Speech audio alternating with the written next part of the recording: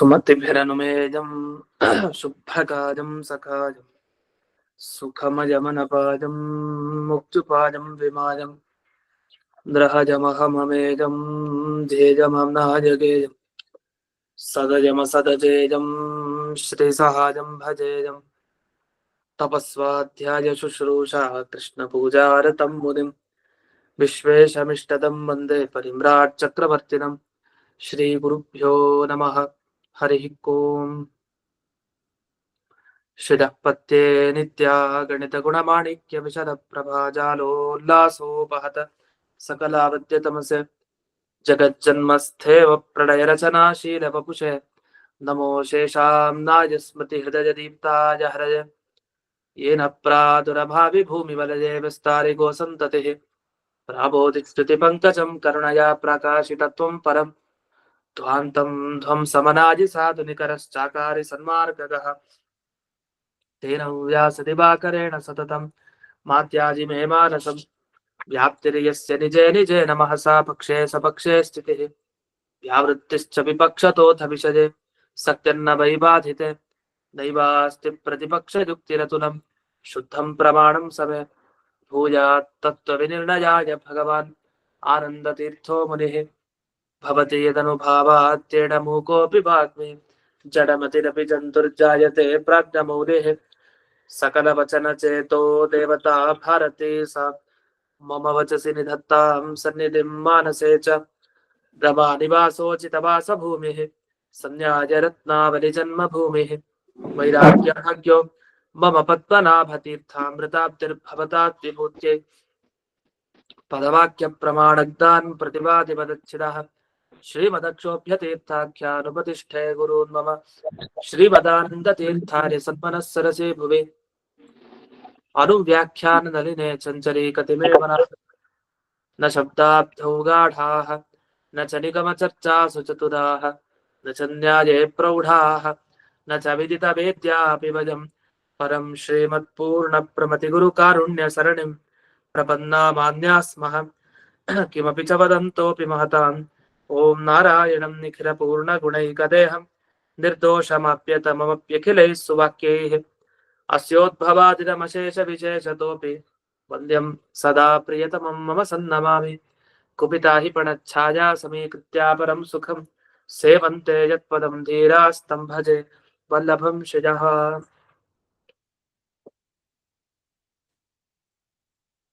ಇಲ್ಲಿಯವರೆಗೆ ಶಬ್ದವನ್ನ ಕೇಳಿದಾಗ ಒಂದು ವಿಷಯದ ಸಾಕ್ಷಾತ್ಕಾರ ಆಗತ್ತಾ ಇಲ್ವಾ ಅಂತ ಪ್ರಶ್ನೆ ಬಂದಿತ್ತು. ಅದಕ್ಕೆ ಉತ್ತರ ಕೊಡ್ತಾ ಇಲ್ಲಿಗೆ ಬಂದಿದ್ವಿ. ಎಲ್ಲಿ ಪರಮಾತ್ಮನ ಬಗ್ಗೆ ಇರೋ ಶಬ್ದಗಳಿಗೆ ಪರಮಾತ್ಮನ ತೋರಿಸುವಂತ ಶಕ್ತಿ ಇದೆ. ಯಾಕೆ ದೇವರು ಪರೋಕ್ಷ ಅಲ್ಲ, ಅಪರೋಕ್ಷ, ಒಂದು ಕಣ್ಣಿಗೆ ಕಾಣಿಸುವಂತಹ ಪದಾರ್ಥ. ಆದ್ರೆ ಬೇರೆ ಸ್ವರ್ಗ ನರಕ ಧರ್ಮ ಅಧರ್ಮ ಇವೆಲ್ಲ ಏನಿರುತ್ತಲ್ಲ, ಇದೆಲ್ಲ ಕಣ್ಣಿಗೆ ಕಾಣಿಸುವಂತದ್ದಲ್ಲ, ಅದು ಪರೋಕ್ಷ. ಹಾಗಾಗಿ ಶಬ್ದವನ್ನ ಕೇಳಿದಾಗ ಸ್ವರ್ಗದ ಬಗ್ಗೆ ನರಕದ ಬಗ್ಗೆ, ಈ ಸ್ವರ್ಗ ನರಕಗಳ ಪ್ರತ್ಯಕ್ಷ ಆಗಲ್ಲ ಅಂತ ಹೇಳಿ. ಆದ್ರೆ ತಪ್ಪು. ಯಾಕೆಂದ್ರೆ ನಿಜವಾಗಿ ಹೇಳೋದಿದ್ರೆ ಭಗವಂತ ಕಣ್ಣಿಗೆ ಕಾಣಿಸಲ್ಲ ಅಂತ ಹೇಳಿದ್ರೆ ಅರ್ಥ ಇದೆ. ಸ್ವರ್ಗ ನೋಡ್ಬೋದೇನೋ, ದೇವ್ರ ನೋಡೋದ್ ಕಷ್ಟ ಇದೆ. ಅಂಥದ್ರಲ್ಲಿ ಈ ತರ ವಿಪರೀತವಾಗಿ ಅರ್ಥ ಮಾಡಿದ್ವಿ. ವಸ್ತುತಃ ಇದು ಸರಿ ಇಲ್ಲ. ಯಾಕೆ ಸರಿ ಇಲ್ಲ ಅಂತಂದ್ರೆ, ಈಗ ಭಗವಂತ ಅಪರೋಕ್ಷ, ಅವನ್ ಕಣ್ಣಿಗೆ ಕಾಣಿಸ್ತಾನೆ ಅಂತ ಹೇಳಿದ್ರು. ಇನ್ನು ಧರ್ಮಾದಿಗಳು ಕಣ್ಣಿಗೆ ಕಾಣಿಸಲ್ಲ, ಅದು ಪರೋಕ್ಷ ಅಂತ ಹೇಳಿದ್ರು. ಇದು ಯಾವಾಗ ಹೇಳಲಿಕ್ಕೆ ಸಾಧ್ಯ? ಯಾವಾಗ ಒಂದು ವಸ್ತುವಿನ ಜ್ಞಾನ ಬರುತ್ತೋ ಆ ಜ್ಞಾನವನ್ನ ನೋಡ್ಕೊಂಡು ಇದು ಪ್ರತ್ಯಕ್ಷನ ಅನುಮಾನನ ಶಬ್ದದಿಂದ ಬಂದಿದ್ದ ಅಂತ ತೀರ್ಮಾನ ಆಮೇಲೆ ಮಾಡೋದು. ಈಗ ಆನೆ ಇದೆ ಅಂತ ಒಬ್ಬ ಹೇಳ್ದ, ಆನೆ ಇದೆ ನಿಜ. ಇವನಿಗೆ ಹೇಗ್ ಗೊತ್ತಾಯ್ತು? ಇವನ್ ಕಣ್ಣಿಂದ ನೋಡಿದ್ನೋ, ಕಿವಿಯಿಂದ ಕೇಳಿದ್ರಿಂದ ಹೇಳಿದ್ನೋ, ಅಥವಾ ಇವನೇ ಊಹೆ ಮಾಡ್ಕೊಳ್ತಾ ಇದ್ದಾನೋ, ಅಥವಾ ಏನೋ ಇರಬಹುದೋ ಏನೋ ಅನ್ನೋ ರೀತಿನೋ? ಹೇಗೆ ನಿರ್ದಿಷ್ಟವಾದ ಕಾರಣ ಇತ್ತು ಸರಿಯಾಗಿ ಹೇಳ್ತಾ ಇದ್ದಾನೋ, ಸರಿಯಾದ ಕಾರಣ ಕೊಡ್ತಿರೋ ಈ ಆನೆ ಇದೆ ಅಂತ ಹೇಳ್ತಾ ಇದ್ದಾನೋ? ಹೇಗೆ? ಬರೀ ಆನೆ ಇದೆ ಅನ್ನೋ ಜ್ಞಾನ ಇವನಿಗಿದೆ ಅನ್ನೋ ಮಾತ್ರಕ್ಕೆ ಪುಸ್ತಕ ಓದ್ಕೊಂಡು ಬಂದಿರ್ಬೋದು ಅವನಿಗೆ ಆನೆ ಇದೆ ಅನ್ನೋ ಜ್ಞಾನ. ಅವನೇನು ಝೂಗ್ ಹೋಗಿ ಆನೆ ನೋಡಿರ್ಬೇಕು ಅಂತಿಲ್ಲ, ಅಥವಾ ಇನ್ನೆಲ್ಲೋ ಈ ಆನೆಯನ್ನು ದೇವಸ್ಥಾನದಲ್ಲೋ ಮತ್ತೊಂದ್ ಕಡೆ ನೋಡಿರ್ಬೇಕು ಅಂತಿಲ್ಲ. ಆನೆ ಅಂತ ಒಂದು ಪ್ರಾಣಿ ಇದೆ ಅಂತ ಅಲ್ಲೋ ಓದಿದ್ದ ಅಷ್ಟೇ. ಹಾಗಾದೇನಾಯ್ತು? ಒಂದು ಜ್ಞಾನ ನಮಗ್ ಬಂದಿದೆ ಅಂತಂದ್ರೆ ಆ ಜ್ಞಾನ ಹೇಗ್ ಬಂತು ಅನ್ನೋದು ತುಂಬಾ ಮುಖ್ಯ. ಅದನ್ನ ಶಾಸ್ತ್ರದಲ್ಲಿ ಯಾವಾಗಲೂ ವಿಮರ್ಶೆ ಮಾಡ್ತಾ ಇರ್ತಾರೆ.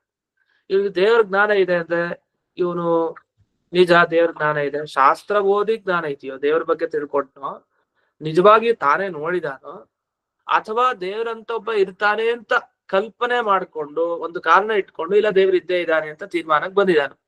ಅದನ್ನ ದೇವ್ರಿದ್ದಾನೆ ಜ್ಞಾನ ಇದೆ ಅಷ್ಟಕ್ಕೆ ಸಾಲಲ್ಲ, ಸ್ವಲ್ಪ ಕ್ಲೀನ್ ಆಗಿ ಹೇಳ್ಬೇಕಾಗತ್ತೆ ಅದನ್ನ ಹೇಗ್ ಬಂತು ಅಂತ. ಅಷ್ಟೇ ಅಲ್ಲ, ದೇವರ ಬಗ್ಗೆ ಜ್ಞಾನ ಹೇಗ್ ಬಂತು, ಯಾವ ರೀತಿ ಅಂದ್ರೆ ಅವನಲ್ಲಿ ಗುಣಗಳಿದೆ ಅಂತ ಬಂತೋ, ದೋಷಗಳಿದೆ ಅಂತ ಬಂತೋ, ಹೇಗ್ ಬಂತು, ಅದರಲ್ಲಂತೂ ಅನೇಕ ತರ ಇದೆ ದೇವರ ಬಗ್ಗೆ. ಒಬ್ಬೊಬ್ಬರಿಗೂ ಒಂದೊಂದು ಜ್ಞಾನ ದೇವರ ಬಗ್ಗೆ. ಈ ರೀತಿ ಒಂದು ಜ್ಞಾನವನ್ನ ತೀರ್ಮಾನ ಮಾಡ್ಬೇಕು ಅಂದ್ರೆ ಯಾವ ತರದ್ ಬಂದಿದೆ ಅಂತ, ಅದಕ್ಕೆ ಕಾರಣ ಏನು ಅಂತ ಹುಡುಕ್ತಾ ಹೋಗ್ಬೇಕು. ಅದರಿಂದ ಪರಮಾತ್ಮನ ಅಪರೋಕ್ಷ ಜ್ಞಾನ ಬಂದಿದೆ, ಸಾಕ್ಷಾತ್ತಾಗಿ ನೋಡಿದಾನೆ ಅಂದ್ರೆ ಅವನ ಅಪರೋಕ್ಷ. ಯಾರು? ಪರಮಾತ್ಮ. ಇಲ್ಲ ಸಾಕ್ಷಾತ್ತಾಗಿ ಇನ್ನೂ ನೋಡಿಲ್ಲ ಅಂದ್ರೆ ಅಂಥವನಿಗೆ ಅವನು ಪರಮಾತ್ಮ ಪರೋಕ್ಷನೇ. ಈಗ ಸಂಸಾರದಲ್ಲಿ ಇದ್ದಾಗ ದೇವ್ರ ಕಣ್ಣಕ್ಕೆ ಕಾಣಿಸ್ಲಿಲ್ಲ, ಅಂತ ವ್ಯಕ್ತಿ ದೇವ್ರ ಬಗ್ಗೆ ಕೇಳ್ದ ಅಂತ ಇಟ್ಕೊಳ್ಳಿ. ವಸ್ತುತಃ ದೇವರ ಬಗ್ಗೆ ಅವನು ಕೇಳಿದ್ದಷ್ಟೇ, ಅವನ್ ಕಣ್ಣಾರೆ ನೋಡಿಲ್ಲ. ಆದ್ರೆ ದೇವ್ರ ಬಗ್ಗೆ ಶಬ್ದ ಕೇಳಿದ್ ಕೂಡ ದೇವ್ರ ಕಣ್ಣಕ್ಕೆ ಕಾಣಿಸ್ಲಿಕ್ಕೆ ಶುರು ಆಗ್ತಾನಂತೆ. ಇದೇಗ್ ಸಾಧ್ಯ? ಯಾಕಂದ್ರೆ ಭಗವಂತ ಅವ್ಯಕ್ತ ಸ್ವಭಾವ ಅಂತ ಹೇಳ್ತಾರೆ. ಅವನು ವ್ಯಕ್ತ ಅಲ್ಲ, ಎಲ್ರಿಗೂ ಗೋಚರ ಆಗಲ್ಲ. ಅಂತ ಸ್ವಭಾವದ ಪರಮಾತ್ಮ ತಾನಿಚ್ಛೆ ಪಟ್ಟೆ ಮಾತ್ರ ಅವನು ತೋರಿಸ್ಕೊಡ್ತಾನೆ ತನ್ನ ರೂಪವನ್ನ, ಇಲ್ಲಾಂದ್ರೆ ತೋರಿಸಲ್ಲ. ಅಂತ ಭಗವಂತನ ಸ್ವರೂಪ ಹೀಗೆಲ್ಲ ಇದ್ಮೇಲೆ ಭಗವಂತ ಅವನ ಅಪರೋಕ್ಷ, ಅವನ್ ಕಣ್ಣು ಕಾಣಿಸ್ತಾ, ನೀವೇ ಹೇಗ್ ತೀರ್ಮಾನ ಹೇಗ್ ಮಾಡಿದ್ರಿ? ಜ್ಞಾನ ಬಂದ್ಮೇಲೆ ತೀರ್ಮಾನ ಮಾಡ್ಬೇಕಾಗಿರೋದನ್ನ ಜ್ಞಾನ ಬರೋದಕ್ಕಿಂತ ಮುಂಚೆನೆ ಪರೋಕ್ಷ ಅಪರೋಕ್ಷ ಅಂತ ತೀರ್ಮಾನ ಮಾಡಿದ್ರೆ, ಇನ್ನು ನಾವು ಒಬ್ಬರನ್ನ ನೋಡ್ಲೇ ಇಲ್ಲ, ಇನ್ನು ಮನೆಗೆ ಬರ್ಲಿಲ್ಲ, ಆಗ್ಲೇ ಅವನು ಪರೋಕ್ಷ ಅಪರೋಕ್ಷ ಅಂದ್ರೆ ಅದ್ ಹೇಗೆ? ಅವ್ನು ಇನ್ನೂ ಬರ್ಬೇಕು, ಬಂದ್ಮೇಲೆ ಅವ್ನು ನೋಡಿದ್ರೆ ಅವ್ರ ಅಪರೋಕ್ಷ ಆಗ್ತಾನೆ. ಯಾಕೆಂದ್ರೆ ಅವ್ನು ಕಣ್ಣಕ್ ಕಂಡ. ಇಲ್ಲ ಬರ್ಲಿಲ್ಲ, ಬರೀ ಕಿವಿಯಿಂದ ಬರೀ ಕೇಳ್ತಾನೆ ಇದೀವಿ ಅಂದ್ರೆ ಅವ್ನು ಪರೋಕ್ಷ ಅಷ್ಟೇ. ಅದನ್ನ ಜ್ಞಾನ ಬರೋದ್ರ ಮೇಲೆ ಡಿಪೆಂಡ್. ಜ್ಞಾನ ಯಾವ ತರ ಬಂತೋ ಆ ಜ್ಞಾನವನ್ನ ನೋಡ್ಕೊಂಡು ಆ ವಸ್ತು ಪರೋಕ್ಷನ ಅಪರೋಕ್ಷನ ಅಂತ ತೀರ್ಮಾನಕ್ಕೆ ಬರುತ್ತೆ. ಈಗೆಲ್ಲ ಅಪರೋಕ್ಷ ಜ್ಞಾನಿಗಳು ಇರ್ತಾರೆ. ಅಪರೋಕ್ಷ ಜ್ಞಾನಿಗಳಿಗೆ ದೇವರು ಅಪರೋಕ್ಷ ಆಗ್ತಾನೆ ಅಂದ್ರೆ ಕಣ್ಣಕ್ಕೆ ಕಾಣ್ತಾನೆ. ಹಾಗಾಗಿ ಅಪರೋಕ್ಷ ಜ್ಞಾನಿಗಳಿಗೆ ದೇವರು ಅಪರೋಕ್ಷ ಅಂದ್ರೆ ಕಣ್ಣಕ್ಕೆ ಕಾಣಿಸೋನು ಅಂತ ಅರ್ಥ. ಈ ರೀತಿ ಇಷ್ಟೆಲ್ಲ ವಿವರಣೆ ಇದ್ದಾಗ ಸುಮ್ಮನೆ ನಾವು ಶಬ್ದದಿಂದ ಹುಟ್ಟೋ ಜ್ಞಾನ ಅಪರೋಕ್ಷ ಆಗ್ಬಿಡತ್ತೆ, ಆದ್ರಿಂದ ಶಬ್ದದಿಂದ ದೇವರ ಅಪರೋಕ್ಷ ಆಗ್ಬಿಡತ್ತೆ, ಇದು ತಪ್ಪು. ಆತರ ಹೇಳೋದು ಸರಿ ಇಲ್ಲ. ಅಷ್ಟೇ ಅಲ್ಲ, ಕೆಲವ್ರು ಏನ್ ಹೇಳ್ತಾರೆ ಅಂದ್ರೆ ಈ ಸ್ವರ್ಗವನ್ನು ಅಪರೋಕ್ಷ ವಿಷಯ ಅಂತ ಹೋಗ್ತಾರೆ. ಸ್ವರ್ಗನು ಅನುಭವಕ್ಕೆ ಬರತ್ತಲ್ಲ, ಎಷ್ಟೋ ಜನ ಸ್ವರ್ಗಕ್ಕೆ ಹೋಗಿರ್ತಾರೆ, ಶಾಸ್ತ್ರದ ಮುಖಾಂತರ ನಾವು ಕೇಳಿದೀವಿ. ಶಬ್ದ ಕೇಳಿದಾಗ ಸ್ವರ್ಗದ ಅಪರೋಕ್ಷ ಜ್ಞಾನವೂ ಕೂಡ ಇದೆ ಅಂತ ಹೇಳ್ತಾರೆ. ಆದ್ರೆ ಸರಿ ಇಲ್ಲ. ಯಾಕೆಂದ್ರೆ ಸ್ವರ್ಗ ಅಪರೋಕ್ಷ ಜ್ಞಾನಕ್ಕೆ ವಿಷಯ ಆಗತ್ತೆ. ಅಂದ್ರೆ ಸ್ವರ್ಗದ ಬಗ್ಗೆ ಅಪರೋಕ್ಷ ಜ್ಞಾನ ಕೆಲವ್ರಿಗೆ ಬರುತ್ತೆ ಅಂತ ಯಾರು ಹೇಳ್ಬೇಕು ನಿಮ್ಗೆ? ಹೋದವ್ರು ಹೇಳ್ತಾರೆ, ನಾವ್ ಸ್ವರ್ಗಕ್ಕೆ ಹೋಗಿ ಬಂದೆ ಒಂದಿಷ್ಟು ಕಾಲ, ಈಗ ಬಂದೆ ಸ್ವರ್ಗದಿಂದ ಕೇಳಕ್ಕೆ, ಯಾರು ಹೇಳ್ತಾರೆ? ಸಾಧ್ಯ ಇಲ್ಲ. ಹಾಗಾದ್ರೆ ಹೇಗೆ? ಶಾಸ್ತ್ರದಿಂದಲೇ ಅಲ್ಲೂ ಬರ್ಬೇಕು.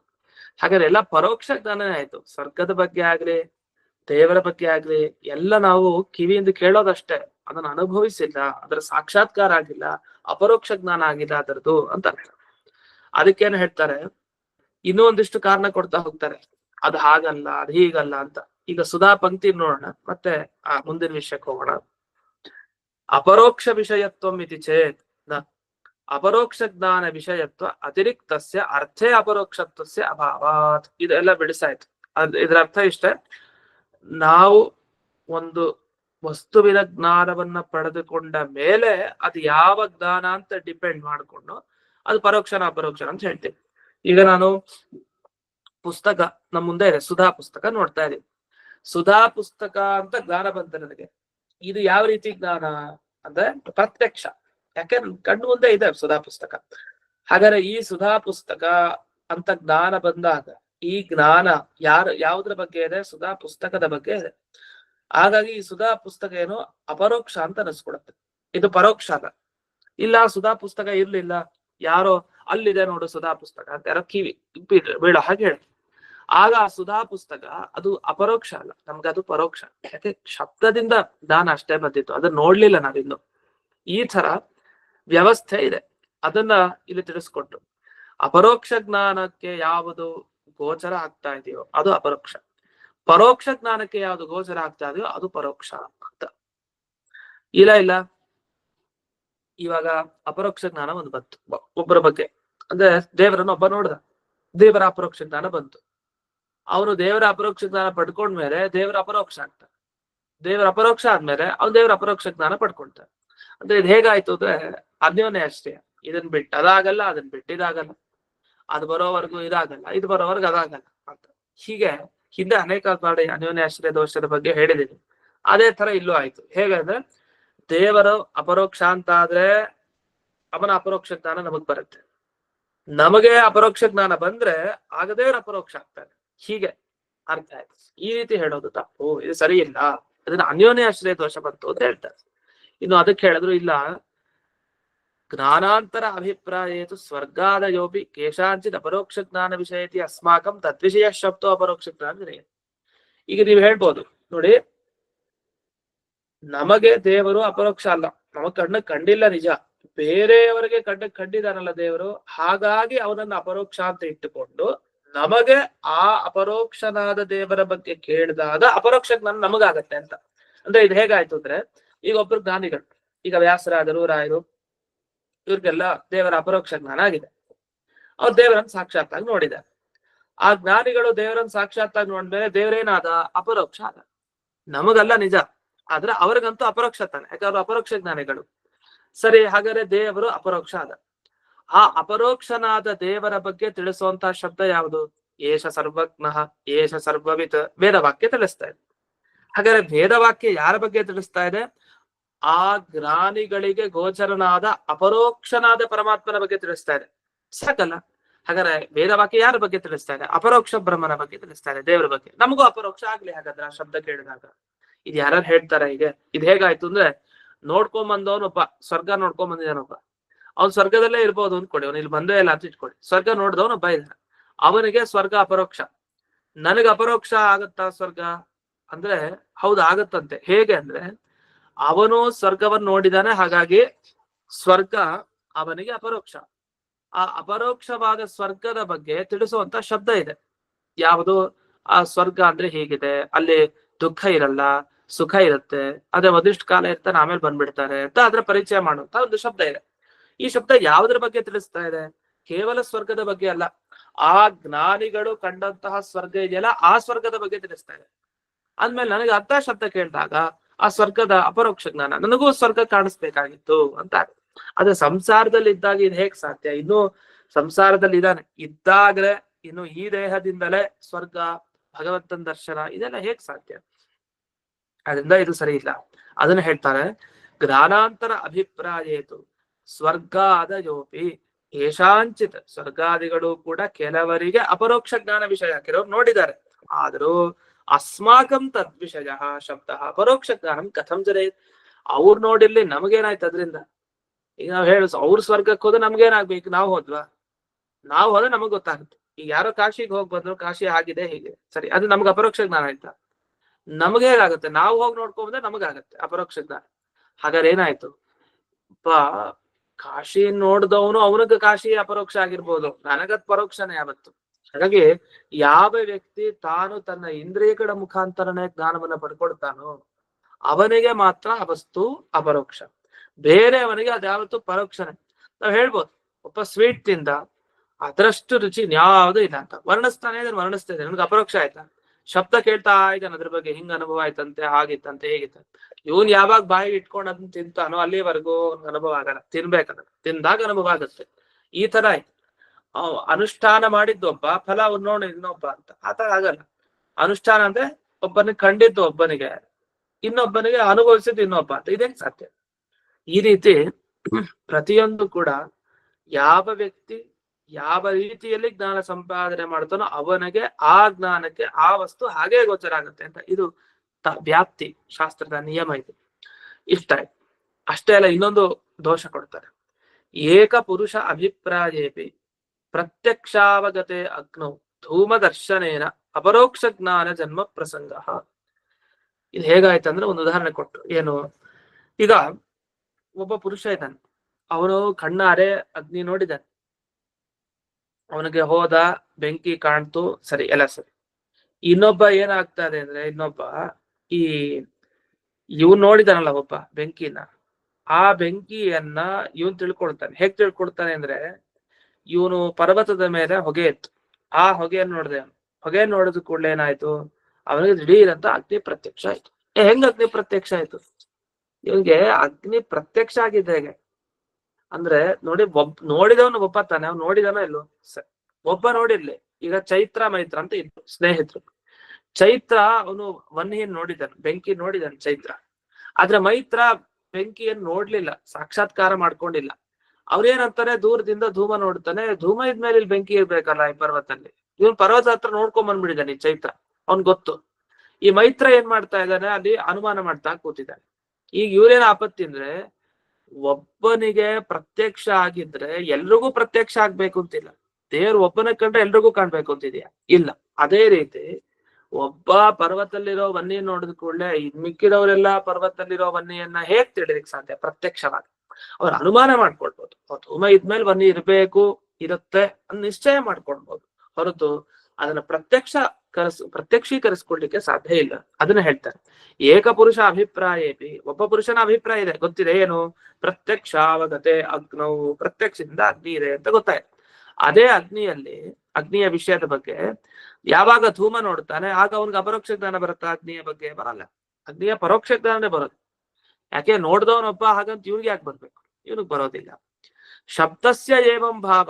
ಹಾಗಲ್ಲ, ಈ ಶಬ್ದ ಸ್ವಭಾವ ಹಾಗೆ.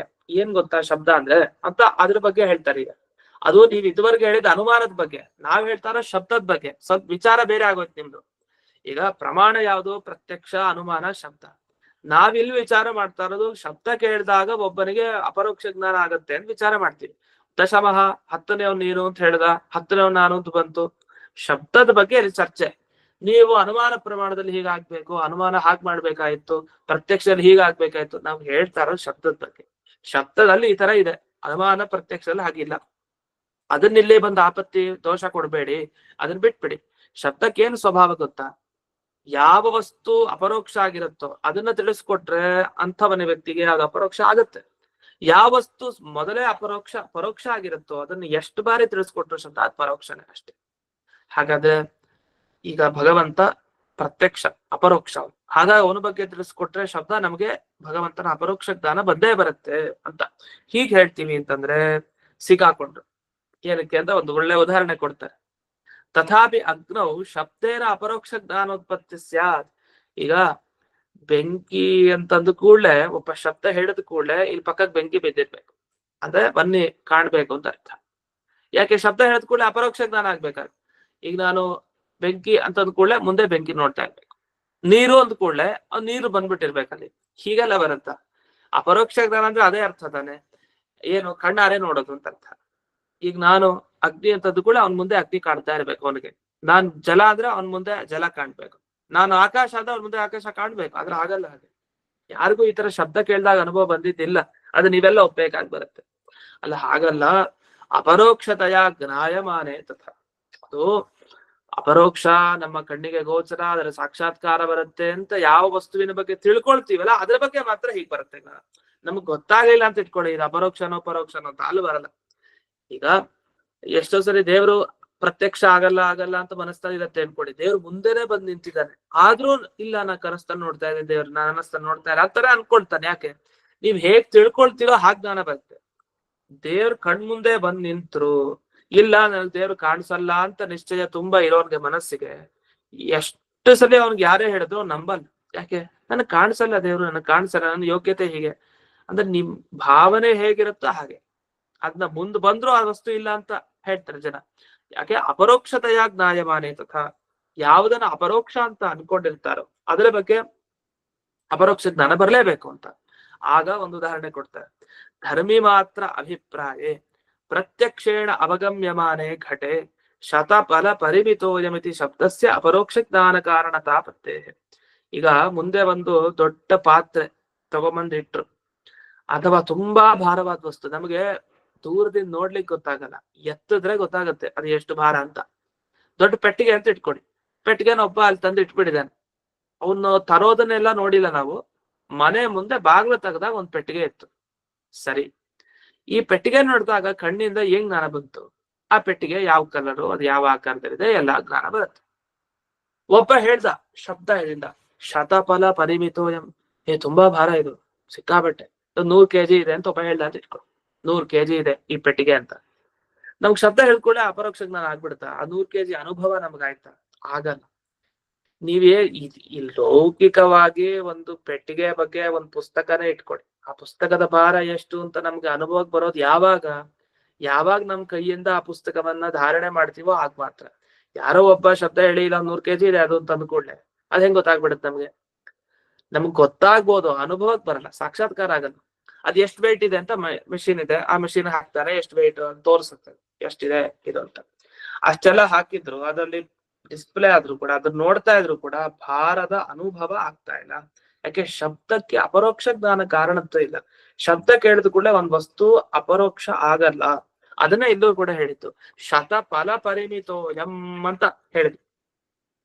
ಆ ಶತಫಲ ಪರಿಮಿತಿ ಅಂದ್ರೇನು? 100 ಫಲ ಪರಿಮಾಣ ಅಂದ್ರೆ ಭಾರ ಇದೆ ಅಂತ ಅರ್ಥ. ಆ 100 ಫಲ ಅಂತಂದ್ರೆ ಇದು ಸಂಸ್ಕೃತದಲ್ಲಿ ಬಳಸುವಂತ ಶಬ್ದ. ಶತಫಲ ಪರಿಮಿತ ಅಂದ್ರೆ ತುಂಬಾ ಜಾಸ್ತಿ ಅಂತ. ಈ ಶತಫಲ ಪರಿಮಾಣ ಇರುವಂತ ಘಟ, ಮಡಿಕೆ, ದೂರದ ಒಂದ್ ಪಾತ್ರೆ ಇತ್ತು, ರಜತ ಪಾತ್ರೆ, ತಾಮ್ರ ಪಾತ್ರೆ, ಅದ್ ಎಷ್ಟು kg ಇದೆ, ಏನಿದೆ, ಹೆಂಗ್ ಗೊತ್ತಾಗುತ್ತೆ? ಅದು ಬರೀ ಶಬ್ದ ಹೇಳಿದ ಕೂಡಲೇ ಇಷ್ಟಿದೆ ಅಂತ ಗೊತ್ತಾಗಲ್ಲ, ಅದರ ಅನುಭವ ಆಗ್ಬೇಕು ಅಂತ. ಇದು ನಮ್ಗೆ ಅನುಭವಕ್ಕೆ ಸಿಗ್ತಾನೆ ಈ ತರ ವಿಷಯಗಳು. ಅಂತೂ ಇಲ್ಲಿ ಏನ್ ಖಂಡನೆ ಮಾಡ್ತಾ ಇದಾರೆ, ಈಗೂ ಒಬ್ರು ಪ್ರಯತ್ನ ಪಟ್ಟಿದ್ರು ಹಿಂದೆ. ಏನು? ಈ ವಿವರಣಕಾರನಂತವ್ರು ಶಬ್ದ ಕೇಳಿದಾಗ, ದೇವರ ಬಗ್ಗೆ ಶಬ್ದ ಕೇಳಿದವನಿಗೆ ಸಾಕು, ಶ್ರವಣ ಮಾಡಿದ್ರೆ ದೇವರ ಸಾಕ್ಷಾತ್ಕಾರ ಆಗತ್ತೆ ಅಂತ. ಇದು ಎಷ್ಟು ತಪ್ಪು. ಶ್ರವಣ ಮಾಡಿದವನಿಗೆ ಸಾಕ್ಷಾತ್ಕಾರ ಆಗೋದಿದ್ರೆ ಜಗತ್ನಲ್ಲಿ ಬರೀ ಕೇಳ್ತಾ ಇದ್ರೆ ಸಾಕು, ಏನು ಮಾಡೋದು ಬೇಡವೇ ಬೇಡ. ಯಾಕೆ? ಕೇಳಿದ್ರೆ ಸಾಕು. ದುಡ್ಡಿನ ಬಗ್ಗೆ ಕೇಳಿದ್ರೆ ದುಡ್ಡೇ ಮುಂದ್ ಬಂದ್ ಬೀಳತ್ತೆ. ಅಥವಾ ಇನ್ನೊಂದು ಯಾವ್ದು ಆಭರಣ, ಯಾವ್ದೇ ಬಂಗಾರನೋ ಇನ್ಯಾವ್ದೇ ಅದಿದೆ, ಮತ್ತೆ ಬೆಳ್ಳಿ, ಇದ್ರ ಆಭರಣಗಳ ಬಗ್ಗೆ ಎಲ್ಲ ಕೇಳಿದ್ರೆ ಸಾಕಂತೆ ಮುಂದ್ ಬೀಳ್ಬೇಕು. ಯಾಕೆ? ಅಪರೋಕ್ಷ ಜ್ಞಾನ ಆಗ್ಬೇಕಲ್ಲ. ಈ ತರ ಎಲ್ಲ ಹೇಳೋದು ಎಂತ ಅನರ್ಥಕಾರಿ. ಲೌಕಿಕವಾಗಿ ಇದೆಲ್ಲ ನಡೀಲಿಕ್ಕೆ ಸಾಧ್ಯ? ಲೌಕಿಕವಾದ ದೇವರು ಬಂದ್ ಕಣ್ಣಕ್ ಕಾಣ್ತಾರೆ ಶಬ್ದ ಕೇಳಿದ ಕೂಡಲೇ ಅಂದ್ರೆ ಹೇಗ್ ಸಾಧ್ಯ? ಅಂದ್ರೆ ಶಾಸ್ತ್ರವನ್ನ ಶ್ರವಣ ಮಾಡ್ತಾ ಇದ್ರೆ ನಿರಂತರ ಶಬ್ದ ಕಿವಿಗ್ ಬಿತ್ ನಿಜ. ಭಗವಂತ ಕಣ್ಣಕ್ ಕಾಣ್ತಾನ, ಅಪರೋಕ್ಷ ಜ್ಞಾನ ಆಗತ್ತ ದೇವ್ರದು ಅಂದ್ರೆ ಅದಾಗ್ಲಿಕ್ಕೆ ಸ್ವಲ್ಪ ಟೈಮ್ ಬೇಕು. ಏನ್ ಬೇಕು? ಶ್ರವಣ ಆದ್ಮೇಲೆ ಮನನ ಮಾಡ್ಬೇಕು, ಮನನ ಆದ್ಮೇಲೆ ಧ್ಯಾನ ಮಾಡ್ಬೇಕು, ಧ್ಯಾನ ಆದ್ಮೇಲೆ ಭಗವಂತನ ಅನುಗ್ರಹದಿಂದ ಅವನೇ ಕಣ್ಣಕ್ ಕಾಣ್ತಾನೆ. ಆಗ ಧ್ಯಾನ ನಂತರ. ಇವ್ರು ಧ್ಯಾನಕ್ ಮೊದಲೇ, ಮನನಕ್ ಮೊದಲೇ ಶ್ರವಣದಿಂದಲೇ ಎಲ್ಲ ಪಡ್ಕೊಂತೀವಿ, ಅದ್ ಸಾಧ್ಯ ಅಂತ ಹೇಳಿ ಇದನ್ನ ಖಂಡನೆ ಮಾಡ್ತಾ ಬರ್ತಾ ಇದ್ದಾರೆ. ಇನ್ನೂ ಖಂಡನೆ ಇದೆ, ಅದನ್ನ ನಾಳೆ ದಿವಸ ನೋಡೋಣ ಅಂತ ಹೇಳ್ತಾ ಇಂದಿನ ಪಾಠವನ್ನ ಅಸ್ಮದ್ ಗುರುವಂತರ್ಗತ ವ್ಯಾಸತೀರ್ಥ ಗುರುವಂತರ್ಗತ ಭಾರತೀ ರಮಣ ಮುಖ್ಯ ಪ್ರಾಣಾಂತರ್ಗತ ಶ್ರೀಮನ್ ಮೂಲ ಗೋಪಾಲಕೃಷ್ಣನಿಗೆ ಅರ್ಪಣೆಯನ್ನು ಮಾಡ್ತೇನೆ. ಶ್ರೀಕೃಷ್ಣ